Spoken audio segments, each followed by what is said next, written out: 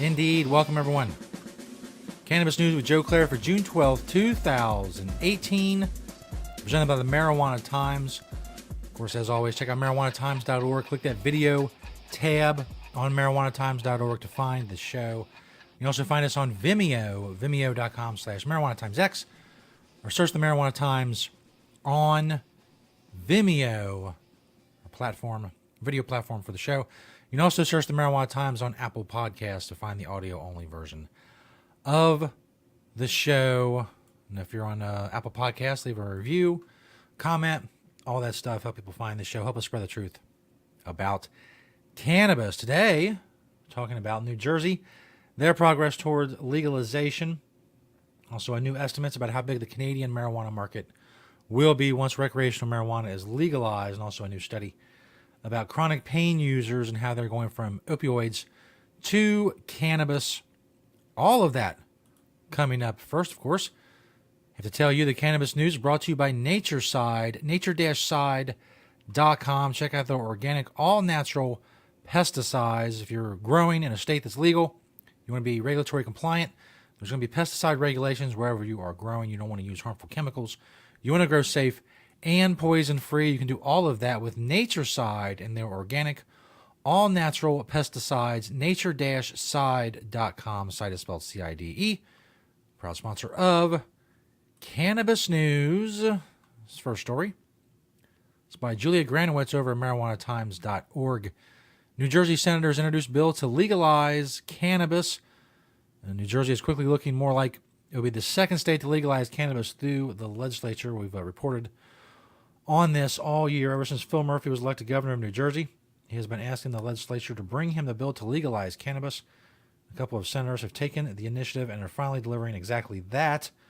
It was introduced last week by State Senate President Steve Sweeney and Senator Nicholas Scutari. It's a bill that will legalize cannabis and allow adults 21 years and older to buy, consume, and possess up to an ounce of cannabis.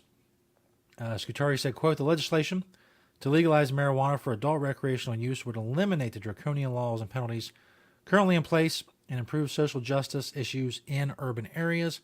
Law-abiding adults will be able to partake legally and safely, knowing exactly what they're ingesting.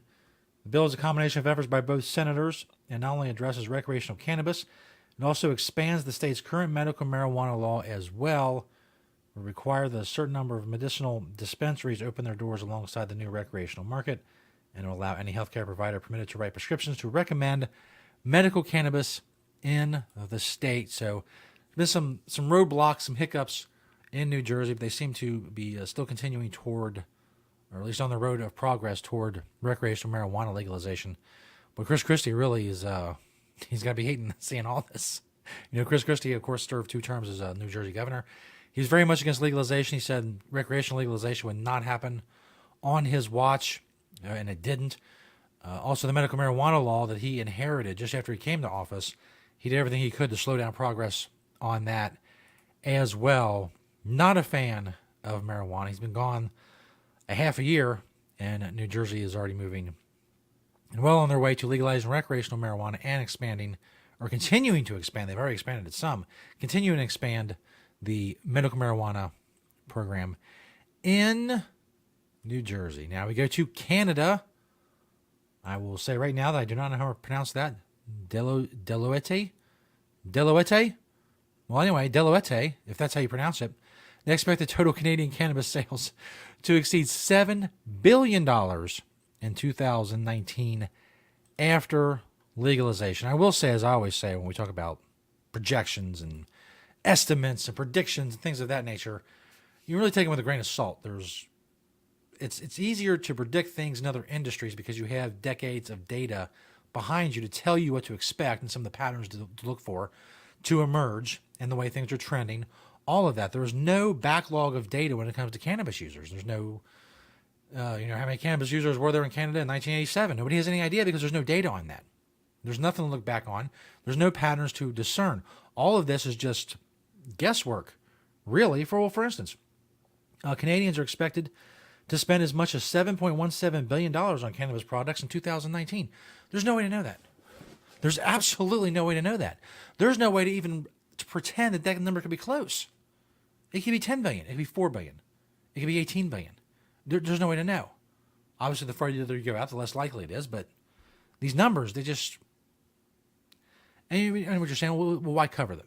Why cover it? Well, it does show that, first of all, people care about this very much. There are always stories about this. Well, how much is this market going to be worth? How much is this market going to be worth? And it also goes to show that the market's going to be worth billions. I mean, if it's 6 billion or 7 billion or 9 billion or 4 billion, it's going to be billions of dollars. Marijuana is big business. Legalization is big business. There's a huge demand out there for legal marijuana, which really speaks to the success that recreational marijuana has been having wherever it's tried, because there's a huge demand for it. The report is called A Society in Transition and Industry Ready to Bloom. That's deep. It says current cannabis consumers are likely to move some 63% of their purchases to legal channels. It's a random number. 63% are going to move their purchases to legal channels. Are they? Why not 61%? Why not 75? Why not 42? Why not 12? Why not 98? You see the point I'm getting at here. Even though they expect to have to pay up to 10% more per gram after legalization. Research suggests, however, that consumers could be persuaded to completely abandon their illegal suppliers through the right mix of quality, price, and safety. Is that what research finds? That if someone offers better quality, price, and safety, that they get more business? I don't know. I think that's for every industry. That goes for all industries, not just marijuana. Most current likely cannabis consumers want a variety of products offered at reasonable prices from suppliers who can vouch for their safety and the origin of their products, said Jennifer Lee, a partner in the Cannabis National Leader, which is a consumer advisory and analytics practice national leader.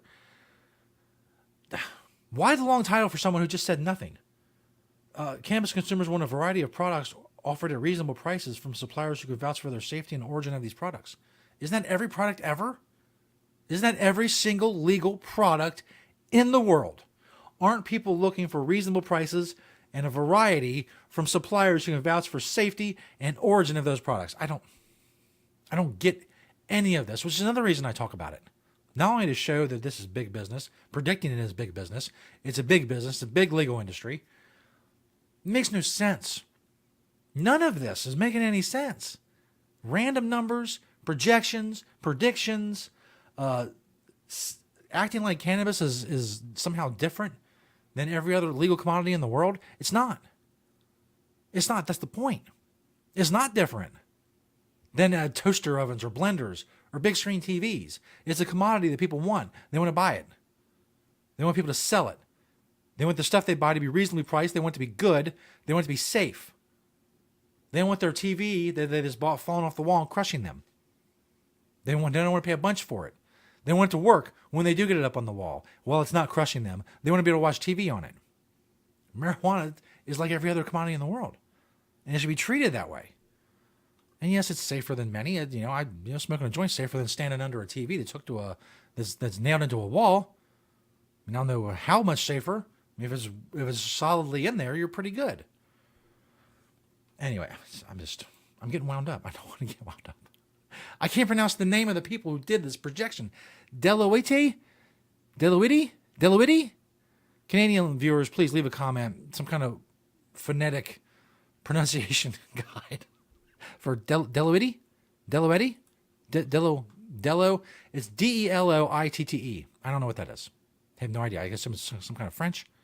Again, I could be wrong about that. The more I talk about it, the more I show my complete ignorance.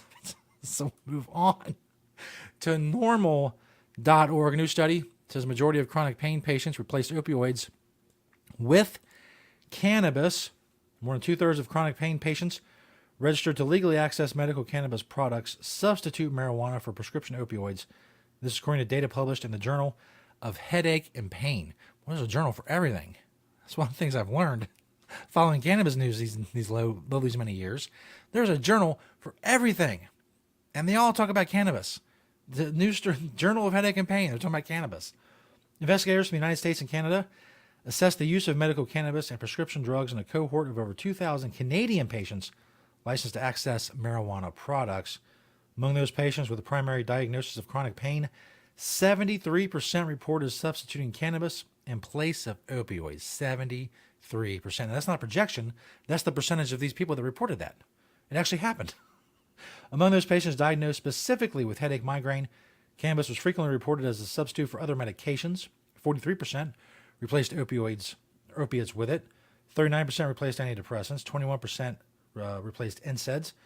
8% replaced triptans, and 8% replaced convulsants. Quote, most patients in the pain groups reported replacing prescription medications with medical cannabis, the most common of which were opiates, opioids across all patient groups, according to authors of the study.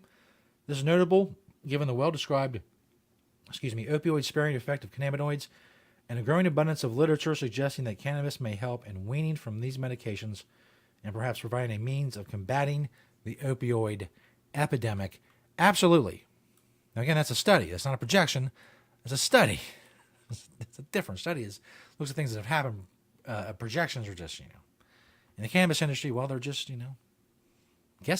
guesswork.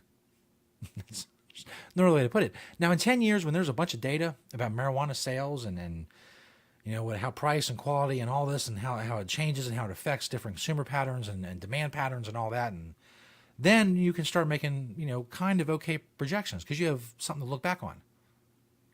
But there's just no history of cannabis data. Cannabis use data doesn't exist because it was illegal.